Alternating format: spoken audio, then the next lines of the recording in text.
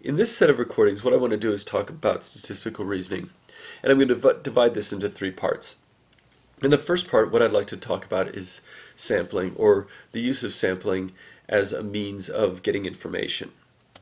Now basically what we're dealing with here is an example of an inductive generalization. So we're looking at an inductive argument, and with an inductive generalization we use part of a population or part of a group to draw conclusions about the entire group.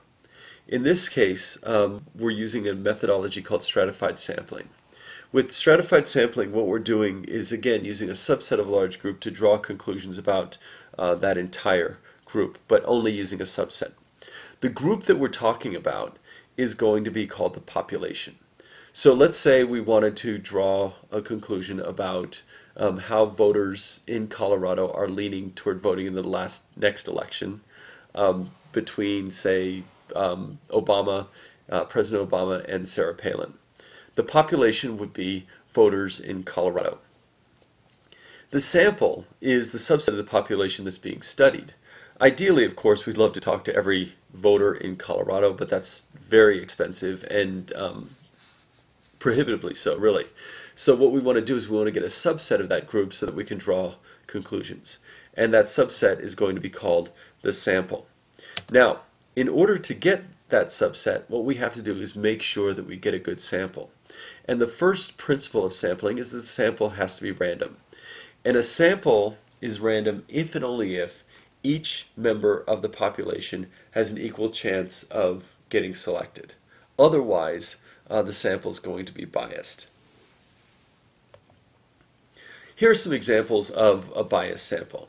Let's say we're going to study how much algae is in a pond. If we take algae just from the edge of the pond, that's going to be a biased sample because I believe algae tend to grow closer to the edge of the pond.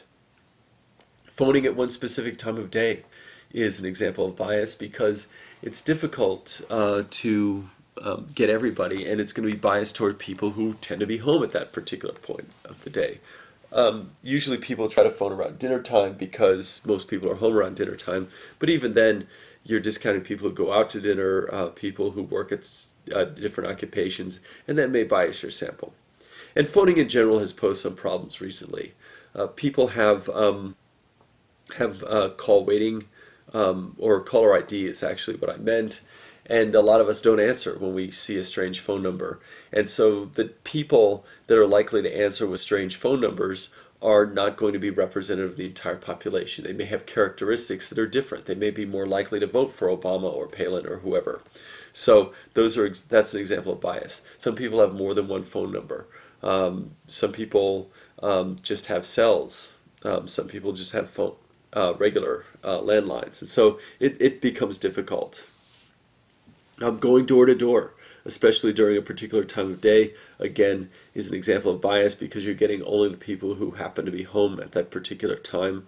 Asking shoppers at a particular store, unless your population is shoppers at that particular store, is an example of bias. And then self-selected responses, whether we talk about surveys that people leave out and have you put in boxes, or internet surveys or phone-in surveys where you choose whether you want to respond or not. Those are examples of bias because not everybody's going to choose to answer those surveys, and the people who do are not going to be representative of the entire population. In general, people who self-select tend to be highly motivated either for or against, and so they don't necessarily get all of the people that they want to get. Here are other types of bias that I'm going to talk about. One is related to sample size. If your sample size is too small, it's highly unlikely you're going to get a random sample. And I'm going to talk about the relationship between the strength of the argument and the sample size in just a second. And then finally we'll talk about psychological factors, which generally have to do with polls and surveys. When we talk about sample size, the first thing we have to talk about is the confidence level. The confidence level is the range within which we are confident that the results for the sample reflect the entire population. Okay, so the confidence level generally is, in surveys anyways, we want it to be about 95%. And the error is going to be relative to the sample size regardless of population. So there are certain numbers that we want to be 19, 20 sure that our results are accurate, and they're going to be accurate within a particular range. And I'll show you that in just a second. Okay, here, and this is from page 574, at least of the 11th edition of Hurley, are the number of interviews you need to be confident at 95% that your results are accurate within a certain margin of error. Plus or minus 1%, for example, you'd need to interview 99,604 people. For error of plus or minus 4, you see it's only 600 people. And so when you go up to decrease that margin of error, you have to have more and more interviews to get that extra percentage of confidence. You go from 384 to 600 to get from 5 to 4. You almost double it to 1067 to go from 4 to 3. And then again, you more than double it to go from 3 to 2, and then you almost quadruple it to go from 2 to 1. And so generally you have to say, how many people can I afford to interview versus what is the margin of error I'm looking for. Now, what does this mean? Let's say we're doing a poll and we find, we poll 600 people and we find that Obama has 51% and Palin has 49%. That's within the margin of error plus or minus 4, and so we have to call that a statistical tie. On the other hand, let's say Palin is 56% and Obama is 44%. That's outside of the plus or minus 4% margin of error, and so we can say with 95% confidence that Palin is leading Obama in the state among likely voters if the election were held today.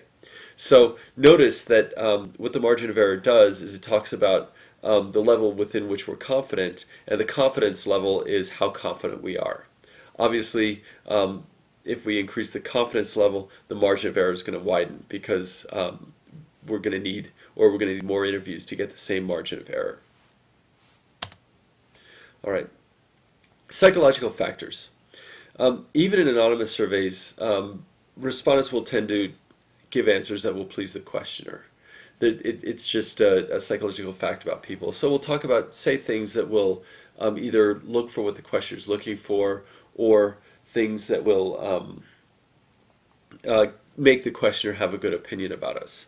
Another example of the psychological factor is the placebo effect.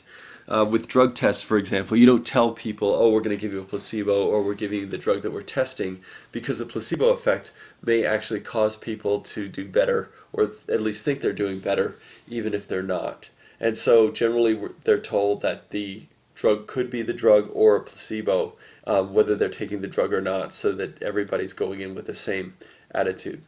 One point about psychological factors is that questions should not be phrased in a way that suggests an answer, nor should any cues be given that people are expecting an answer. So if I say, I'm calling from the Democratic Party to find out your opinion about President Obama, that's going to bias it toward Obama, because again, people, since they're talking to somebody who one would assume supports Obama, would want to give them the answer that they want to see.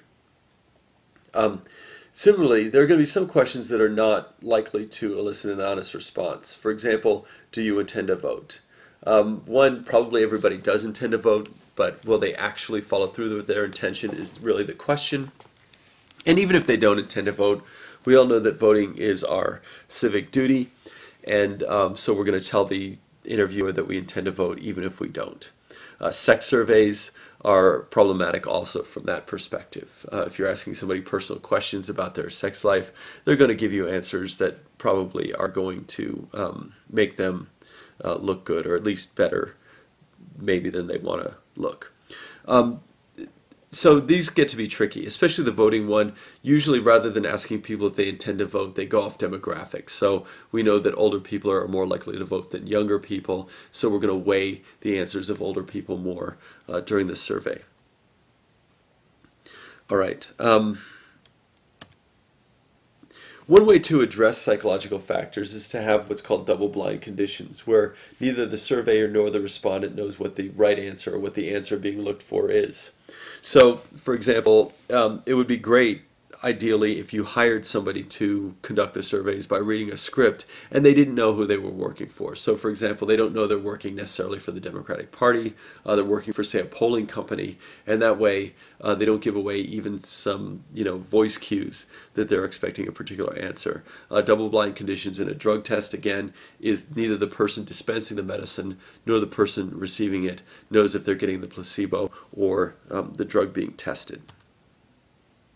Okay, and in the next podcast, or I actually should say screencast, what we're going to do is talk about average. What does it mean for something to be average and how that's determined? So stay tuned for the next one.